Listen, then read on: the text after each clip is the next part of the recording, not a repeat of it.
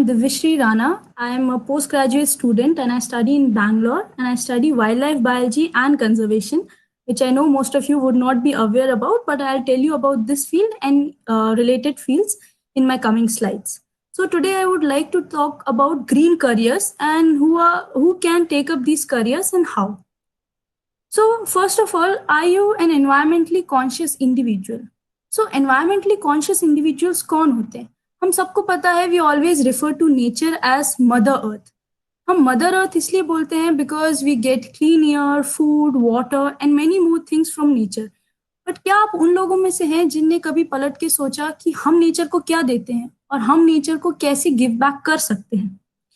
तो हम सब ने बहुत सारी एनवायरमेंटल प्रॉब्लम्स के बारे में सुना होगा इन न्यूज़पेपर्स, एंड ये पैंडेमिक चल रहा है, and in social media sites like pollution, deforestation, सारे पेड़ खत्म होते जा रहे हैं, ग्रीनरी कम हो रही है, ओवर पॉपुलेशन. सिर्फ इंडिया की पॉपुलेशन 130 करोड़ है.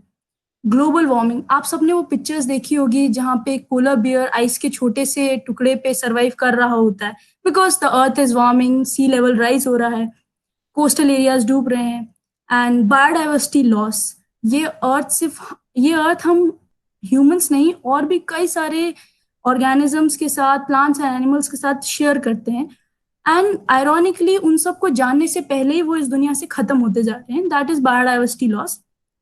And last but not the least, हम सबको पता है कोविड-19 ग्लोबल पैंडेमिक के बारे में, and most of you would know, but अगर आपको नहीं पता है तो ये जूनोटिक डिजीजेस से होता है, जब जो डिजीजेस हमें एनिमल से हो जाती हैं. सो ये सारी प्रॉब्लम्स, एनवायरमेंटल प्रॉब्लम्स आजकल ग्लोबली देखी जा रही हैं. पर ये सारी प्रॉब्लम्स के बारे में न्यूज़पेपर में पढ़ के अगर आप कभी सोचते हैं कि how can we make an impact, हम क्या कर सकते हैं इन प्रॉब्लम्स को हटाने के लिए, नेचर को प्रोटेक्ट करने के लिए, तो आप एनवायरमेंटली कॉन्शियस इंडिविजुअल्स हैं. And maybe one way to go ahead for you is exploring green careers. So green careers क्या होते हैं? बेसिकली एक एनवायरमेंटल फ्रेंडली करियर को हम ग्रीन करियर कहते हैं. ग्रीन करियर्स बहुत टाइप के होते हैं. ये कोई एक ऐसा करियर है या जॉब है जिससे आप एनवायरनमेंट को प्रोटेक्ट करने के लिए, प्रिजर्व करने के लिए एक स्टेप लेते हैं. वो कई तरीके के वेज से हो सकते हैं, जैसे कि यहाँ आपको दिख रहा है, ये सारे ग्रीन करियर्स हैं. एक बहुत ही सॉर्ट आउट गवर्नमेंट जॉब जैसे सिविल सर्विसेज का IFS, इंडियन फॉरेस्ट सर्विसेज, से लेकर बहुत ही न्यू अनएक्सप्लोर्ड फील्ड्स जिनके बारे में आपने डेफिनेटली नहीं सुना होगा, जैसे climate change scientist, conservation scientist, ये सब ग्रीन करियर्स में आते हैं. But on a very broad level green careers को कुछ स्पेसिफिक टाइप्स में आप क्लब कर सकते हैं, जैसे कि outdoor and field based jobs. So ये जॉब्स वो हैं जिनमें आप एक्चुअली फील्ड, यहाँ फील्ड का मतलब है फॉरेस्ट, ओशंस, जहाँ पे वाइल्ड लाइफ है, वाइल्ड एनिमल्स हैं, इन जगहों पे जाके आप काम करते हैं, या तो उस जगह को प्रोटेक्ट करने के लिए, या वहाँ जो एनिमल्स एंड प्लांट्स हैं उनके बारे में जानने के लिए. जहाँ आप वहां जाके काम करते हैं, ये आउटडोर या फील्ड बेस्ड जॉब होती है. इसका बहुत अच्छा एग्जांपल है, हम सब कोई नेशनल पार्क में सफारी के लिए जाते हैं, सो वहां पे एक आदमी होता है जो हमको बताता है कि यहाँ पे क्या क्या है, like a naturalist. So that is a kind of field based job. उसके अलावा next are the traditional jobs with green alternatives. So basically everyone knows engineering, everyone knows law, but आजकल नई field like green engineers, environment engineers, people know about veterinary, जहाँ आपके pets को और cattle को और डोमेस्टिक एनिमल्स को आप ट्रीट करते हो. But there are also wildlife veterinarians, because domestic animals जैसे वाइल्ड एनिमल्स को भी ट्रीटमेंट की कभी जरूरत होती है, दे वर्क ऑन दैट.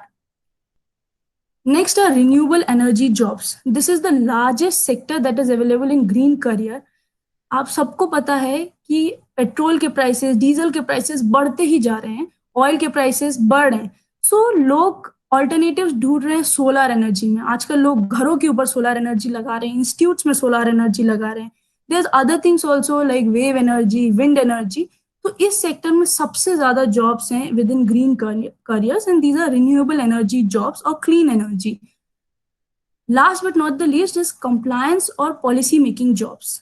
कोई भी इंडस्ट्री, कोई भी कंपनी जो आज सेटअप होती है, उनको एक स्पेशल पोजीशन होती है एनवायरमेंट कंसल्टेंट की, बिकॉज हर इंडस्ट्री को सेटअप होने से पहले एनवायरमेंट क्लियरेंस चाहिए होता है.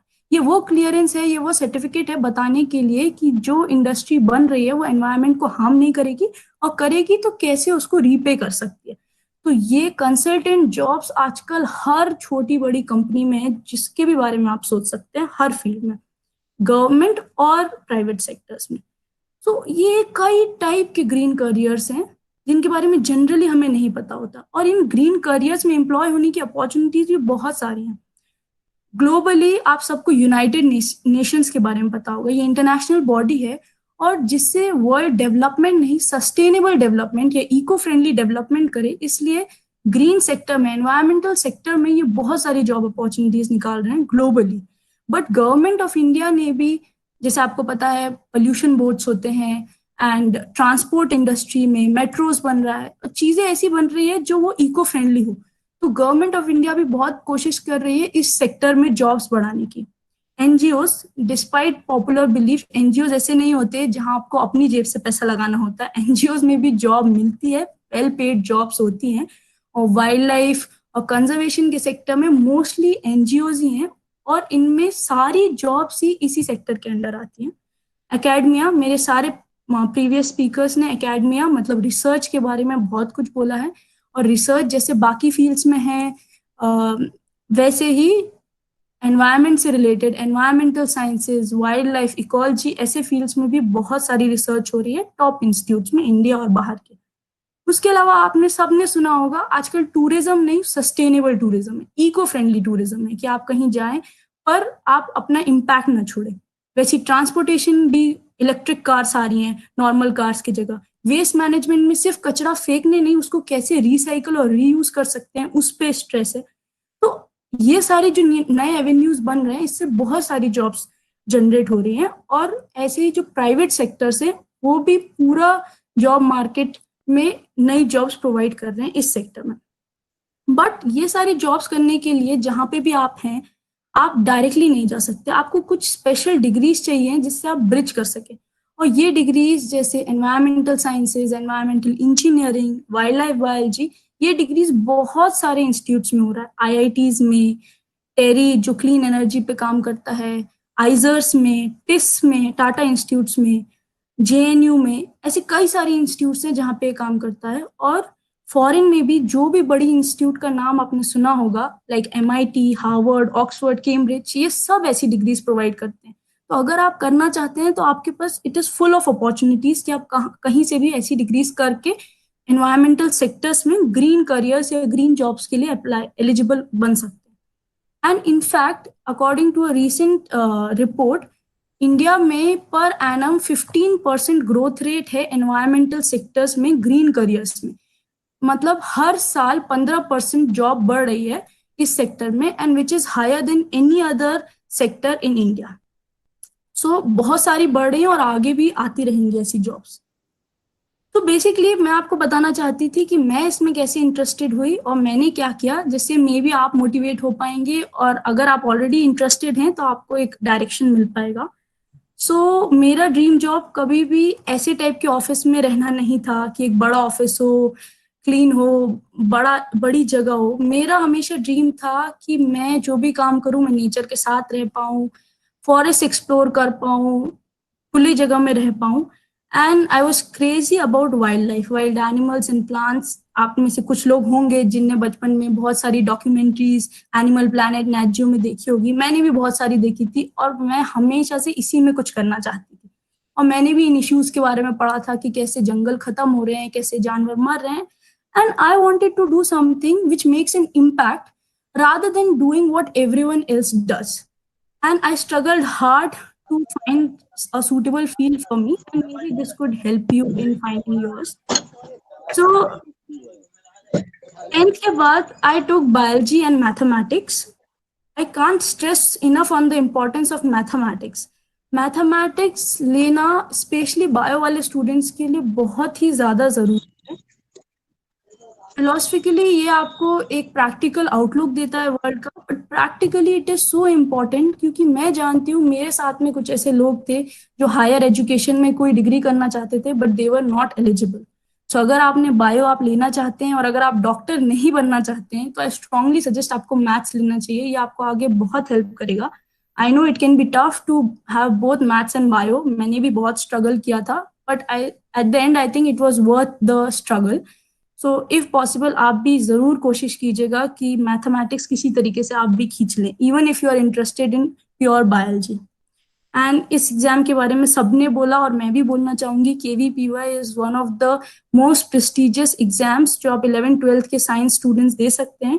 It is basically for basic sciences जो लोग बाद में बीएससी एमएससी पीएचडी करना चाहते हैं, क्योंकि it has a scholarship scheme. अगर ये आपका प्लान है तो आप डेफिनेटली कीजिए।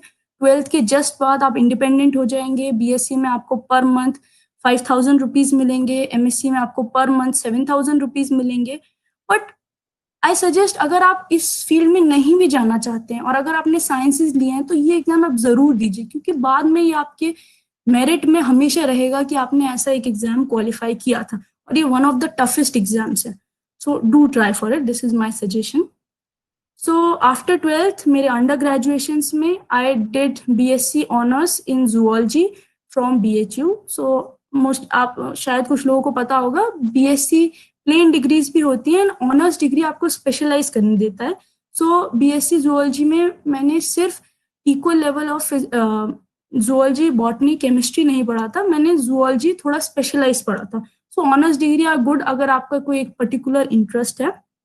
बट ये बीएससी डिग्री के करने के अलावा I did a lot of internships बहुत ही ज्यादा, स्पेशली ड्यूरिंग बैचलर्स।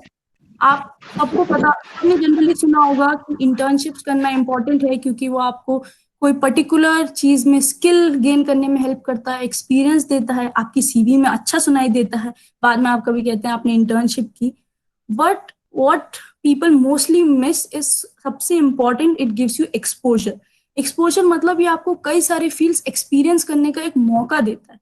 कई बार ऐसा होता है दूर से देखकर हमें या सुन के हमें लगता है अरे यार ये फील्ड तो बहुत ही अच्छी है and we should definitely go for that.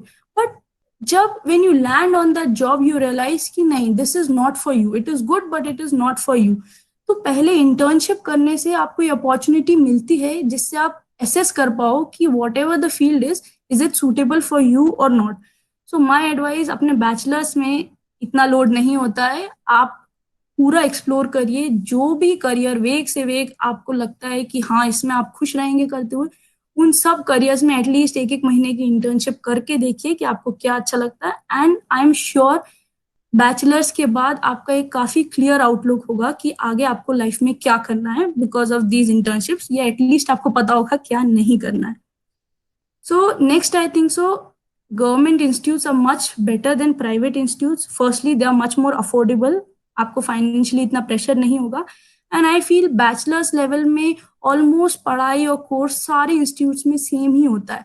So why invest so much money in something which won't give you a better edge? So I think so I would suggest to try to get into government institutions. Basic courses, बहुत सारे लोग पूछते हैं कि bachelors में अगर उनको पता है कि वो बायोटेक्नोलॉजी करना चाहते हैं तो उनको करना चाहिए या नहीं, या बायोकेमिस्ट्री करना चाहिए। But I suggest to everyone कि बैचलर्स में at least try to do a basic course, क्योंकि हम 12th से नए आते हैं, many times we don't know कि आगे हम क्या करना चाहेंगे। तो अगर बैचलर्स में आप एक बेसिक कोर्स करेंगे, जैसे मैंने बॉटनी जूलॉजी केमिस्ट्री पढ़ा था, तो आगे आपके पास अपॉर्चुनिटीज खुली रहेंगी, आप कुछ भी करना चाहें। So I would suggest doing basic courses. कई सारे यूनिवर्सिटीज हैं, बहुत सारे और लोगों ने भी बोला, like BHU, Delhi university, Hyderabad university, Punjab university, Baroda university, which are very good, and वो आपको ये ऑनर्स डिग्री देते हैं। और बाकी भी बेसिक साइंसेस की डिग्री, बायोलॉजी डिग्री आपको सारे ही यूनिवर्सिटी कॉलेजेस में मिल जाती है। बट अगर आपका एम पहले से आपको पता है एकेडमिया है, मतलब रिसर्च करना चाहते हैं, so do try and do make an effort to get into institutes, क्योंकि इंस्टीट्यूट्स में जो आपको पढ़ाया जाएगा, जैसे आपको ट्रेन किया जाएगा, that is much different.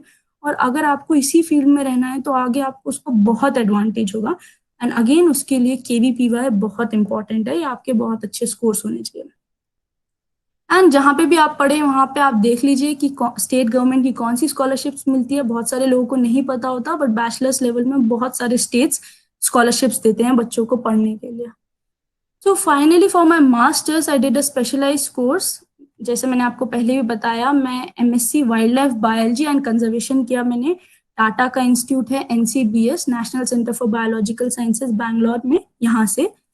So basically wild life biology क्या होता है, हमें सिखाया गया कि wild life, wild animals and places कैसी होती हैं, वाइल्ड लाइफ अपने एनवायरनमेंट से कैसे इंटरेक्ट करता है, हम उस एनवायरनमेंट में जाके उनको कैसे पढ़ सकते हैं, और फाइनली ये सब करके हम कैसे उनको बचाने के लिए एफर्ट्स लगा सकते हैं। तो ये सब इन शॉर्ट हमें इस डिग्री में पढ़ाया गया था। And the best part is ये एक फुल्ली फंडेड कोर्स था।